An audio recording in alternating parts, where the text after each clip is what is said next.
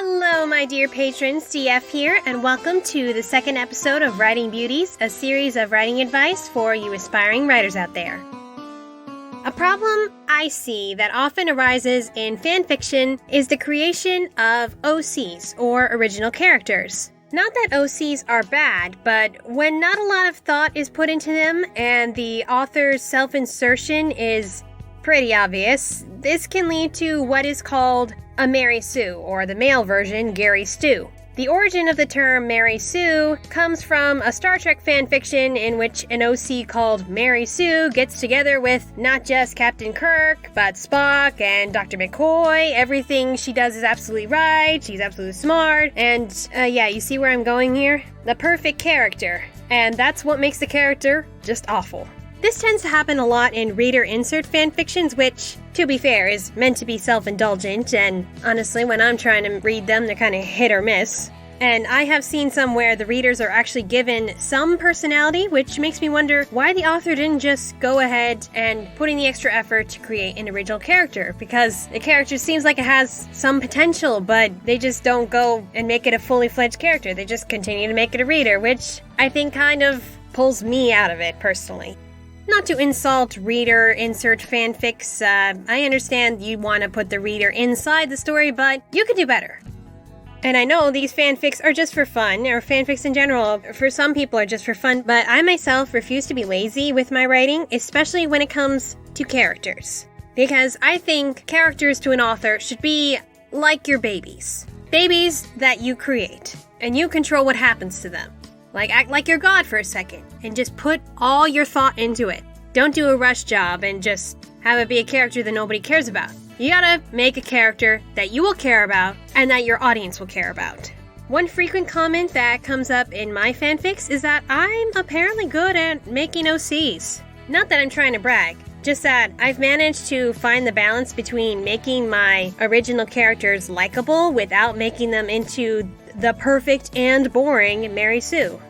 I really think the reason some people don't put as much effort into their original characters is because in fanfics they are so used to playing around with already pre-established characters. But I think that beginning writers should take advantage of online forums and practice writing their own characters within already created worlds. You can't work with other people's characters forever. How are you going to advance your career if you don't learn how to create your own character?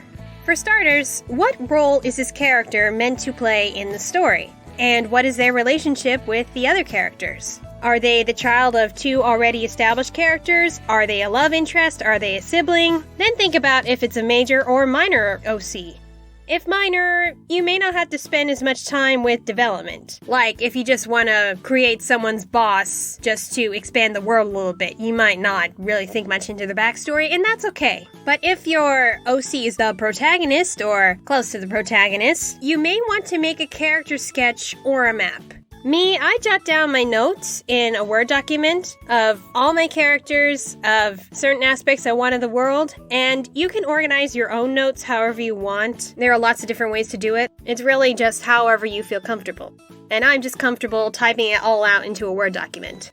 As an example, let's look at one of the first OCs I ever created for a Megamind fanfic. And this is my OC, Rachel Ritchie, Roxanne Ritchie's little sister. And I'm not the first to create a Ritchie sister in the Megamind fandom, and most other writers have had her name also be alliterative, and Rachel was just one I hadn't seen yet. So that's the one I went with. Now, when creating family members of pre-established characters, and really when you're writing about family members in general, think about what physical traits they share. In the case of Rachel, Roxanne had brown hair and blue eyes, but I wanted Rachel to seem more childish and energetic, so though I gave her Roxanne's brown hair and blue eyes, I had her have long hair and tied up in a ponytail. I kind of have a thing with characters and ponytails. I have no idea why, I just like that trait. And Rachel Ritchie first appeared in my fanfic, Until Death Do Us Part, in which Megamind and Roxanne get married, and I knew that I had to bring in her family member, so I started creating a family. And the one I had the most attention on was Roxanne's little sister. I liked the idea of her having some female support, as really she's the only female character in the Megamind movie, which kind of bothers me. And I also wanted to give Minion a love interest, because he just seems so lonely. A non-sexual love interest, of course. This was before I realized I was ace. Wow. So with that in mind, I had her share some traits with Minion, like with her wanting to be a designer in the same way that Minion designs Megamind's outfits. And I wanted Roxanne to have a supportive sister, so I made her a Megamind fangirl. She didn't have much of a character journey the first time I used her, because she wasn't the main focus of the story. But I found that I really liked writing about her. I loved her positive energy, and that's kind of something you would want in a character to be likable. Have something positive about them. In the case of Rachel, she was just kind of voicing a lot of fangirls' thoughts. But not all your characters have to be positive. Sometimes they can have a really negative trait, but kind of put in a positive light, like be totally sarcastic. And as I wrote more Megamind fanfics, Ritchie kept popping up to be Roxanne's female support. And more of her character just emerged, like how she sort of envied her sister's exciting life, always being kidnapped by villains and rescued by heroes. And this led to a fic of Megamind accidentally kidnapping Rachel instead of Roxanne, which turned out to be very humorous, and then ended up expanding into a multi-chapter fic, but that's another story. I think what made her fun to write, and for some people to read, was that she, like Roxanne, was used to the superhero craziness. That was the normal for her, but instead of being nonchalant and sarcastic about it like Roxanne was, she would just get so excited, and this gave me more insight into Roxanne's home life that the movie had never shown. She wasn't a perfect character, and depending on the fanfic, she would make mistakes like meddling in her sister's love life, leading to disastrous, sometimes hilarious results. When writing a character, you also need complications, so them getting what they want is not too easy. There has to be some sort of struggle, either externally or internally. In Rachel's case, when falling for Minion, there's that concern if they can ever have a physical relationship because she's never really holding his hand, but his robotic hand on his suit. And I should bring up this point, do not make your character good at everything. If they could just solve everything like that, then there's no real conflict. What are you going to worry about? Even if they are OP or overpowered, they need to have some kind of restriction. Like with Screwball in Daughter of Discord. She is not technically an original character of mine. She's really a background character from My Little Pony, but I had created a unique personality for her. She has her father Discord's chaotic powers, but sometimes her emotions spin them out of control, leading to ponies getting hurt, including her friends, going against her kind nature, which she sort of inherited from her mother. And here's a note to make about creating OC children. It's actually been scientifically proven that children tend to inherit elements of personality from their parents. Not just physical traits, but personality. Even if they have not been raised by their parents, they might inherit their temperaments, some of their talents, who knows?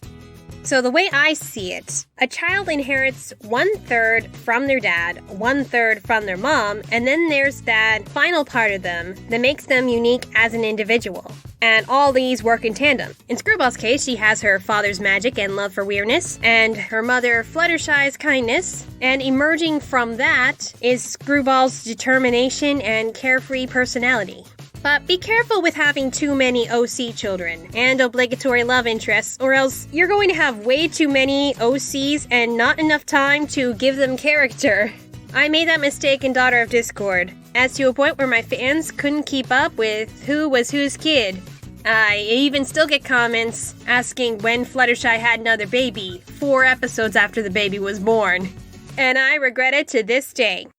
See, part of my character is that I haven't always followed my own rules. I've had to learn and write new things before I realized exactly what my rules were.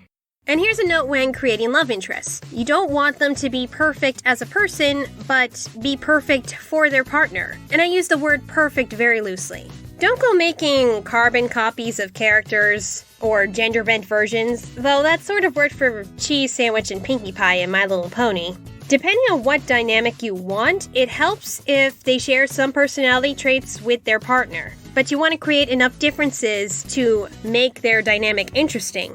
I will elaborate more on creating romantic relationships in another episode. Here's something else important when creating your character. Think about what you yourself want to see in media. Do you want to see more girls, more people of color, more people of your own culture, or maybe more girls in science or sports, or in the case of men, more who are sensitive, more single dads? What's important to you? What do you want to see more of?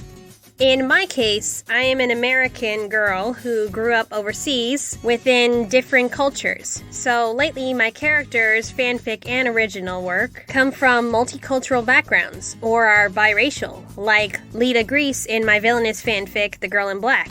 Or in the fantasy genre, I have interspecies children. The Daughter of Discord World is an example. Also, being a biromantic asexual, I try to include characters of lesser-known sexualities.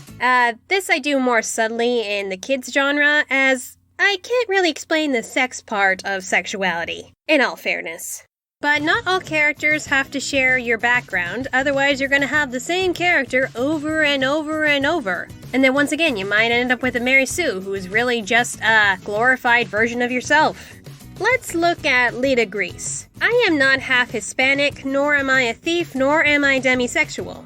That doesn't mean I can't sympathize with the character and I can't get into her head. Obviously, I've never stolen anything in my life, except maybe my grandpa's french fries. But I still can imagine what the character is going through and sympathize with the parts I do know about.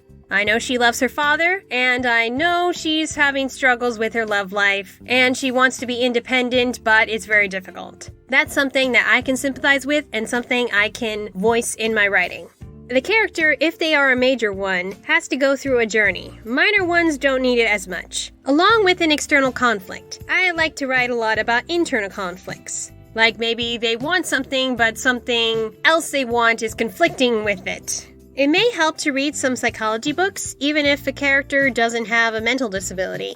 If the character is a child or teen, it helps to read some stuff about child development, so you can see if your character is developmentally appropriate. If not, is there a reason for it? Like, maybe they are a kid genius. They might end up a little bit more mature. Or maybe they've been traumatized, so they're not as happy. Yeah, as a grim example.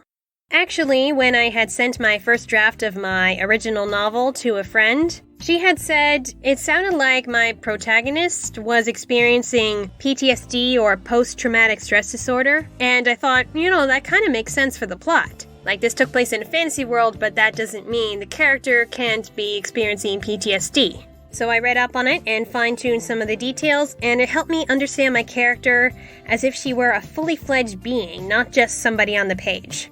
You also want to think about your character's voice, which I will discuss more in an episode centering around dialogue, whether you're in the first-person point of view or not. Here's a small exercise you can do. Take 5 minutes and just write in your character's voice. Let them talk and say anything about themselves. You might not use all the details you come up with in those 5 minutes, but it's enough to get you started. So, most important points. Don't make your character perfect. Let bad things happen, so the story is not boring. Think about your character's relationship with other characters. Know their background and mentality. You may not use all of their background details in the story, but it's important for you to know.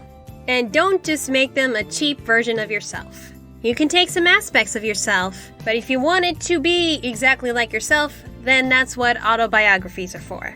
Alright, until next time, stay safe, stay healthy, and thank you for your continuing support.